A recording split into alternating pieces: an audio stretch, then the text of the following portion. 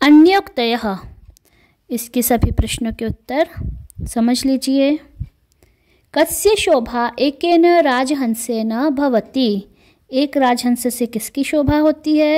इसका उत्तर होगा एकेन राजहंसेन सरसः शोभा भवति, तालाब की। सरसः तीरे के वसन्ति, सरसः तीरे बकः वसन्ति। के है बहुवचन है तो बकः होगा। कः पिपासितः म्रियते, म्रियते मर जाता है। कौन प्यासा मर जाता है? चातकः, चातकः पिपासितः म्रियते।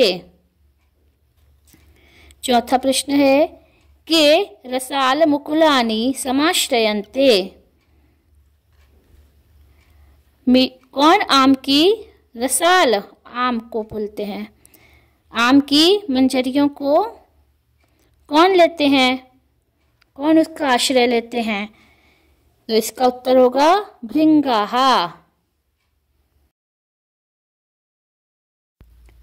अम्भोदाः कुत्र सन्ति, अम्भोद बादल को बोलते हैं। बादल कहाँ पर होते हैं? गगने।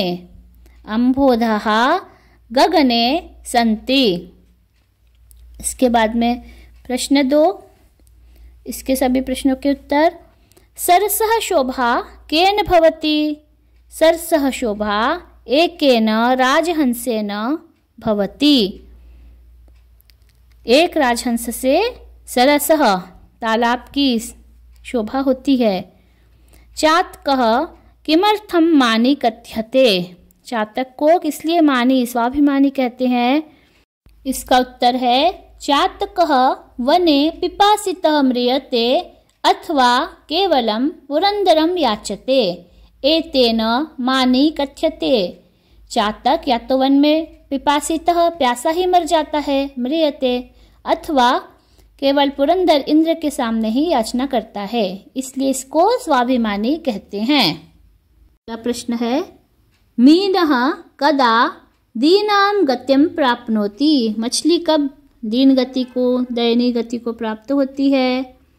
यदा सरोवरः संकोचम अंचति तदा मीनः दीनां गतिं प्राप्नोति, जब सरोवर संकुचित हो जाता है, संकोचम अंचति सूख जाता है मतलब, तदा तो फिर उस समय मीन दयनीय गति को प्राप्त करती है। कानि पूरयित्वा जलदः रिक्तः भवति, क्या भर करके, किसको भर करके जलद बादल रिक्त हो जाता है? नाना नदी नदशतानि पूरयित्वा जलदः रिक्तः भवति, हजारों नदियों और नदों को पूर्ण करके, भर करके बादल रिक्त हो जाता है। नदी और नद में क्या अंतर है? नदी स्त्रीलिंग है और नद नदी का पुल्लिंग है। जैसे गंगा, यमुना, सरस्वती आदि नदियां हैं और ब्रह्मपुत्र नदी है लेकिन बहुत विशाल नदी, ब्रह्मपुत्र को हम नद बोल सकते हैं। वृष्टिभिः वसुधाम के आर्द्रयन्ति, वृष्टि के द्वारा पृथ्वी को कौन गीला कर देता है? केचित् अम्भोदाः वृष्टिभिः वसुधाम आर्द्रयन्ति, अम्भोद बादल को बोलते हैं। कुछ बादल पृथ्वी को बारिश के कारण गीला कर देते हैं। प्रश्न 3, अधोलिखित वाक्येषु रेखांकित पदानि आधृत्य प्रश्न निर्माणं कुरुत, जो रेखांकित पद हैं उनके आधार पर प्रश्न का निर्माण करना है। पहला है मालाकारः तोयैः तरोः पुष्टिं करोति, इसमें तोयैः में अंडरलाइन है, रेखांकित है, तो ये बहुवचन है। किम शब्द का शब्द रूप का बहुवचन लिख देंगे कैः। मालाकारः कैः तरोः पुष्टिं करोति। दूसरा है भृंगाः रसालमुकुलानि समाश्रयन्ते, रसालमुकुलानि में अंडरलाइन है। भृंगाः कानि समाश्रयन्ते, मुकुलानि बहुवचन है और नपुंसक लिंग का है तो किम शब्द का नपुंसक लिंग का बहुवचन कानि लिखेंगे। पतंगाः अंबरपथम आपेदिरे, इसमें पतंगाः के नीचे रेखांकित है, बहुवचन है, पुल्लिंग का। कह कौ के, बहुवचन में के होता है। के अंबरपथम आपेदिरे, कौन अंबरपथ पर पहुंच गए हैं। जलदः नाना नदी नदशतानि पूरयित्वा रिक्तोस्ति, जलदः रेखांकित है, पुल्लिंग का, प्रथम पुरुष का एक वचन। कह नाना नदी नदशतानि पूरयित्वा रिक्तोस्ति, जलदः की जगह कह लिख देंगे।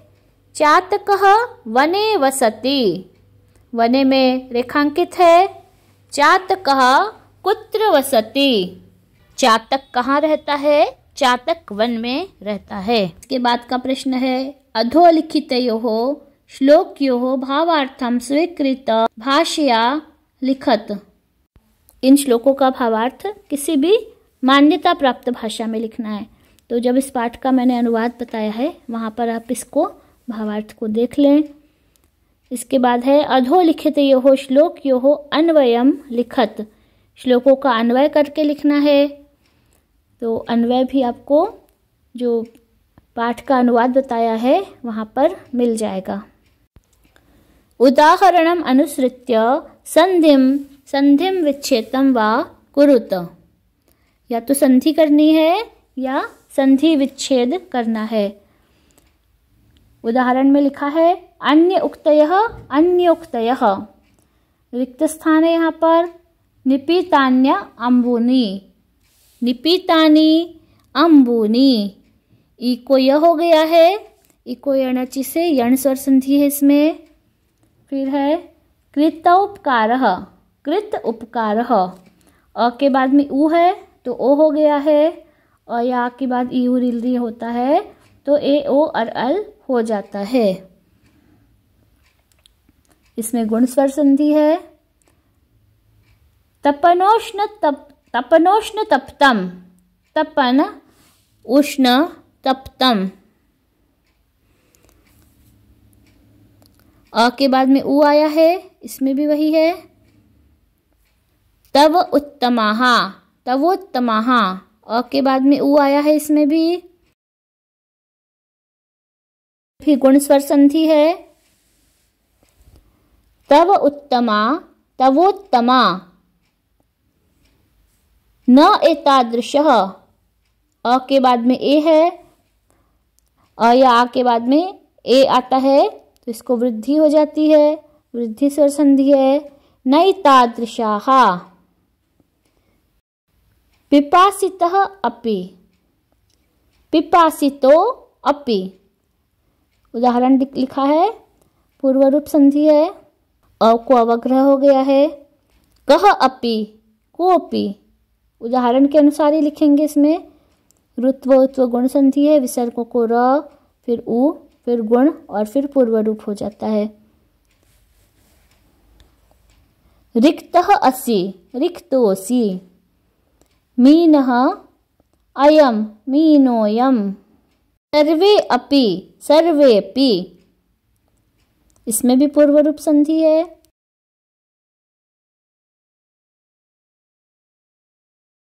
तीसरा उदाहरण है सरसः भवेत, विसर्ग को ओ हो गया है, विसर्ग का लोप होकर के सरसो भवेत। खगः मानी खगो मानी, मीनः नु मीनो नु, पिपासितः वा पिपासितो वा, पुरतः मा पुरतो मा।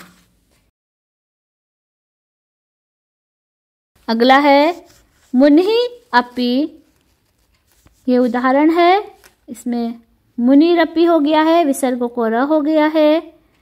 तोयैहि अल्पैहि, इसमें भी विसर्ग को र हो जाएगा, तोयैरल्पैहि। अल्पैहि अपि, अल्पैरपि। विसर्ग को र हो रहा है हलंत वाला, और इसमें बात का अ जुड़ करके पूरा र हो जाएगा। तरोहो अपि तरोरपि। वृष्टिभिः आर्द्रयन्ति, वृष्टिभिरार्द्रयन्ति। सभी बच्चे संधि को अपनी कॉपी में लिख लें। उदाहरणम् अनुसृत्य अधोलिखितैः विग्रहपदैः समस्तपदानि रचयत। ये उदाहरण लिखा हुआ है, इसके अनुसार समास करना है। विग्रह दिए हुए हैं, इन सभी में कर्मधारय समास है। पीतम च तत्पंकजम पीत पंकजम। पीले रंग का जो कीचड़ है वह पीत पंकज। राजा च असौ हंसः। यह हंस जो राजा है, राजहंसः। भीमः च असौ भानुः। बहुत भयंकर सूर्य, भीम काय सूर्य। भीम भानुः। अंबरम एव पंथाः। अंबर ही जिसका मार्ग है। अंबर पंथाः। उत्तमा च इयं श्रीः। बहुत अच्छी जो लक्ष्मी है वह उत्तम श्रीः। सावधानं च तत्मनः तेन। सावधान मनसा, सावधान मन के द्वारा। सावधानम च तत्मनः तेन, उसके द्वारा। सभी बच्चे इसके प्रश्न उत्तर को याद कर लें, लिख लें अपनी कॉपी में।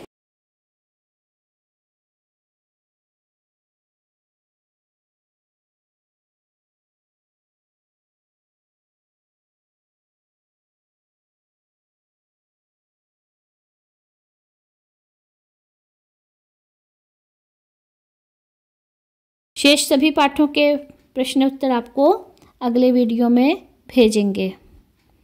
क्रमशः आगे देखें, आपको मैसेज कर दिया जाएगा। जयतु संस्कृतम जयतु भारतम। जिन्होंने अभी तक चैनल सब्सक्राइब नहीं किया है, सब्सक्राइब कर लें।